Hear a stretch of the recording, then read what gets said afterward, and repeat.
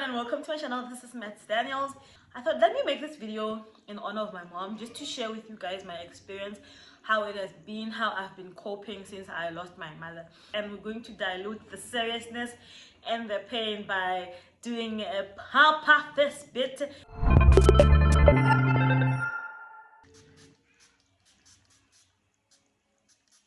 I'm using this finishing spray. It's called 3-in-1 Face Mist. Hydrate, Fix, Refresh with watermelon, and it smells great. It's from Essence. I use this to like prime my face because the foundation just sits properly whenever I apply that. So for those who don't know, I lost my mother. My mother passed perfect. She passed away in 2011, August. I think it was like 7 days. 22, like 14, 15, 16, 17, 18, 19, 20, 22. 8 days. Or like, so yeah, 7 days actually. 7 days after my sister and I's birthday. Because my sister Tabiso and I, we share a birthday. We were like really strong. You know, we cried in our private places. I remember my aunt, Shikulono Ball's mother, she used to have these prayer sessions for us in the morning. And then in those prayer sessions, we would pray and then we would cry. And then by the time we went out into the public, we had like already cried enough. So a lot of people thought we didn't feel any pain from our mother's death because of birth. You know, they didn't know we have like our own place where we actually cry our lungs out. People would be like, oh, be strong. And you know, now when you just follow suit, you become strong really, you know. Whew, looks a bit lighter but better lacquer than darker, because you can fix dark light but you can't fix dark. So one of our uncles told us Kuti Tina, we didn't feel pain over our mother's death. And I mean, how do you not feel pain for losing the person that's closest to you? You know, the only person that you are sure about that they love you. How can you not feel pain? That was like abuse from our uncle. And for the longest time, they believed that. They believed we didn't feel pain. Because I saw it in the way that he said those words to me. And it hurt, you know, to have some... Yo! Narasa? Narasa? Come on. And I don't want to lie to you, it's been hard. It's been hell having to maneuver through life without your mother. And I think for the longest of time I lived my life, and you know, I tried to ignore those feelings, you know, the pain. I dealt with it and it was painful, but I think it became, even for me, it became intensely painful. I felt it more than I had ever in my whole life when I gave birth to my son. That's when I felt, you know what, I have no mother. And it, you know, it, like before, yeah, I had no mother. You know, I had no mother and I dealt with it. But giving birth to my son and having to go through everything that I went through made me lose my mother all over again. A lot of nights I cried. I would cry my lungs out, and not because of anything, but because I felt like, you know, if my mother were here, if she were around, a lot of the challenges that I was facing at that moment, I would definitely not be facing. I remember this other day, my son was sick. And when my son was sick and I had to take him to I wanted to take him to the doctor's hospital, and I wanted to take him to the doctors to get checked, you know? So I was supposed to go with my dad, and I took time off of work. And when I took time off of work so I can take, when my dad was supposed to come over, he passed and he went to Gyan without me, knowing that my child was not, you know, was not okay. And I felt pain. I felt so much pain, you know, because I felt like if my mother were there, she would have taken the fact that my child is sick seriously. Yes, so that whole thing, honestly, I don't want to lie, made me lose her all over again. Well, because it took me so long able to just sort this out.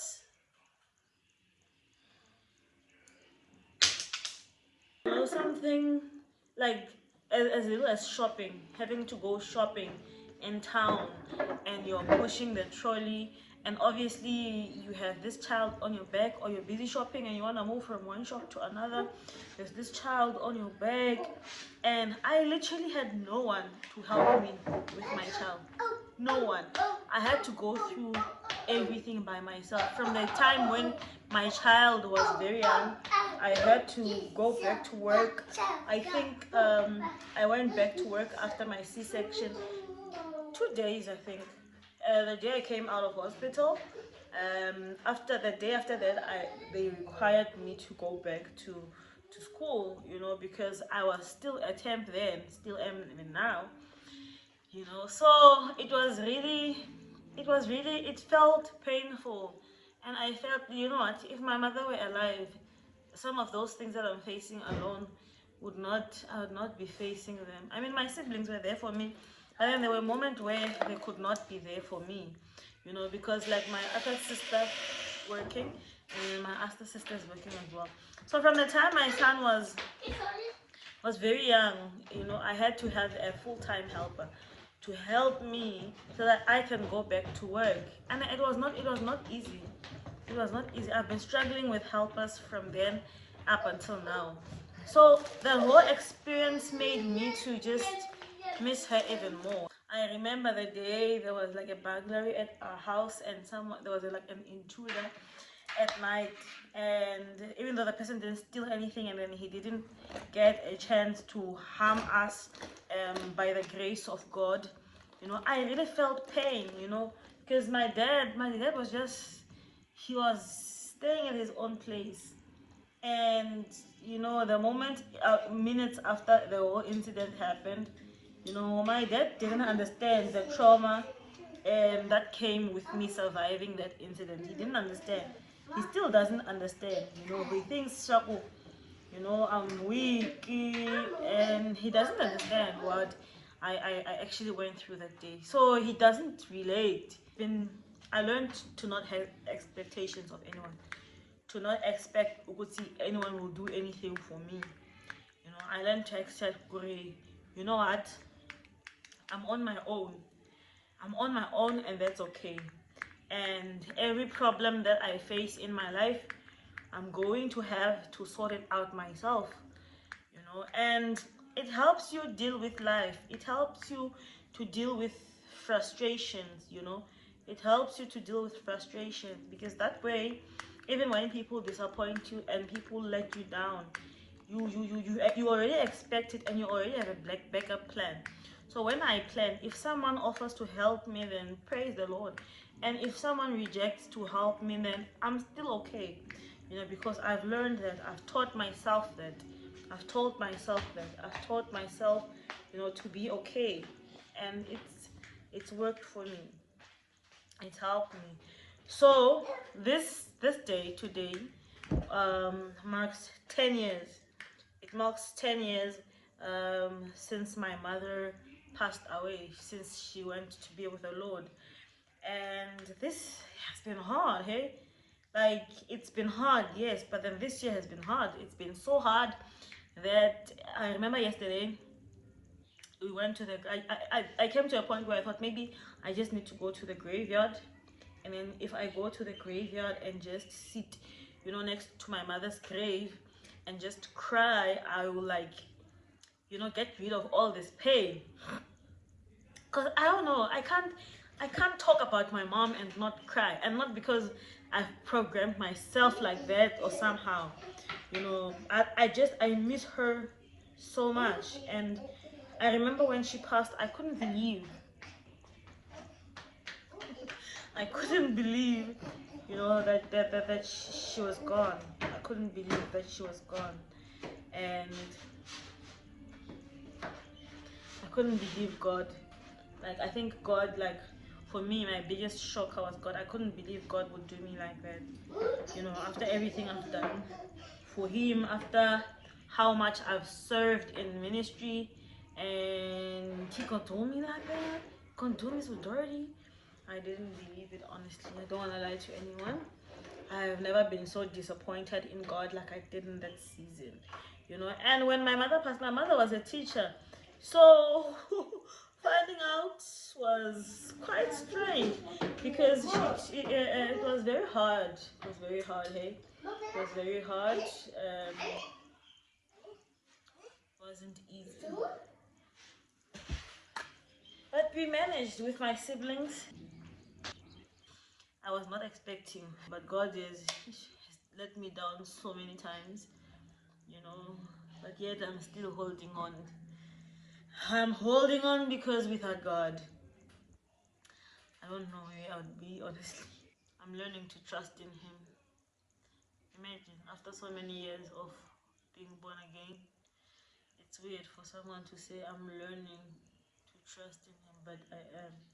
But you know, time heals all things. Yo, man, now it hurts. And I don't know how to deal with it. I don't want to lie. Like yesterday when we went to the graveyard with my brother and Ali, we went to the graveyard and Levi. We went to the graveyard and I thought, you know what?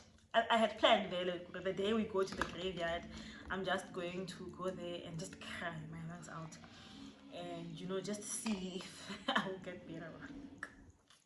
Let me do my eyeliner and then we'll continue with this conversation. I thought I had dealt with her death, you know. And then I just realized I am far from it.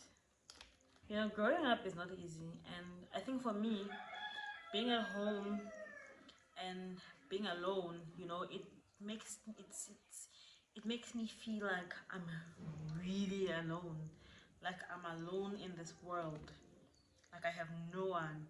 You know, I have my siblings, but they're busy with their lives, and I think for me, being here at home, just, you know, it allows me to think about her a lot of times, you know, because I think maybe it's because, you know, I barely have a life, so obviously all I'm gonna do is watch Netflix and think about my mom. Literally, that's what I do. I watch Netflix and I think about my mom. It's just knowing that my son will never have an opportunity to meet her, because I know for a fact, could see, you know, if she was still alive, she would love Levi.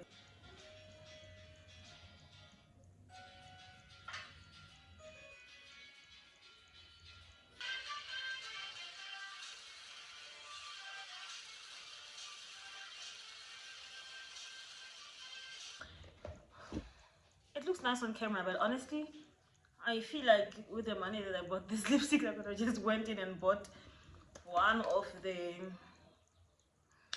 L'Oreal Paris. I think I'm gonna get more of this lipstick. These lipsticks have proven to me to be the most amazing lipsticks I've ever used in terms of pigmentation, duration, durability, pigmentation again. It flows. Pigmentation, you know, pigmentation, everything. It's been awesome, honestly. So I love it so much. So that's my story. You know, I thought I had dealt with my mind. I did deal with it, honestly. I did deal with it, but I guess it found its way to resurface. My mother's death, it found its way to resurface back into my life. You know, I think it's because of, like I said, you know, being alone, being home, and you know, coming through challenges. It's like every challenge that I face just comes to remind me that she's gone. And I think, you know, the most painful thing about death is not necessarily death itself, you know, but the memories of the people that we love, you know, their abilities, the things about them that we'll never see again, you know, the things that they used to do for us, the things that they used to give us.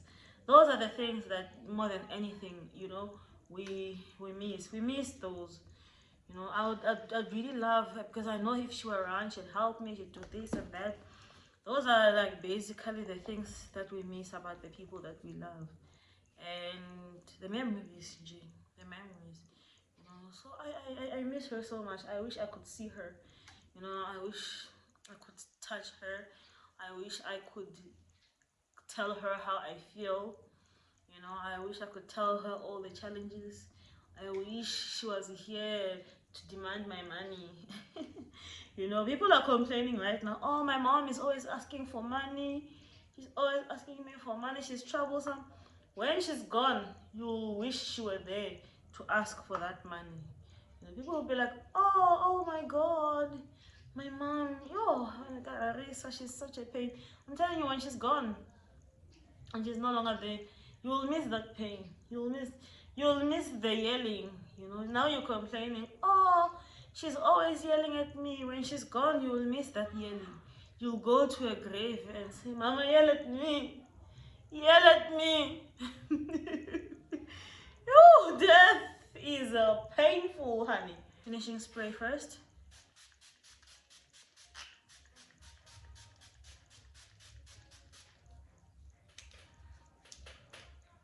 Whew. So that's it, you guys. This is the finished look. I'm just not into eyelashes anymore, and I've like accepted that. And you know, so I try to, if I can get a mascara, if you know of a mascara that's amazing that I can use, that's gonna just voluminize my brows, I would really appreciate your recommendation. So that's the story about me and my mother. And honestly, if she were here today and I was looking at her right now, I would tell her I miss her so bad. And I will tell her that I love her more than anything. I would love her more than anything. You know, I would really love to touch her beautiful curly hair, touch her face. I wish I could do her hair, you know, make her beautiful and just give her the best that I could. You know, I wish she had got an opportunity to see her son working and making it, to see us prosper, you know, an opportunity. If she was watching this in heaven, probably not. You know. Obviously, she hears me maybe when I'm crying over her every day. So, I really love you, Mom. I would cry right now, but I don't want to ruin this perfection. So yeah, that's my story. I don't think you really heal from, you know, losing someone that you love. I think you just accept to live with the pain. One of the things that someone told me after I lost my mother was that, you know what, Max, the pain might never really go away. And then one day you're going to be so happy that the happiness is going to overpower the pain. So whenever my low level, my spirit is low, whenever I'm not happy or anything, or whenever I'm down, basically, whenever I'm down, I feel like, you know, that pain, you know, finds a chance to just resurface and rise up so that I feel it, you know. But when I'm happy, I don't feel that pain. So I don't know, maybe I just need to accept, or maybe I just need to go for counseling and just, you know, see someone, because it's really.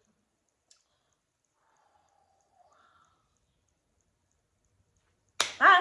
I love you guys. Thank you so much for watching, and make sure you subscribe to this channel.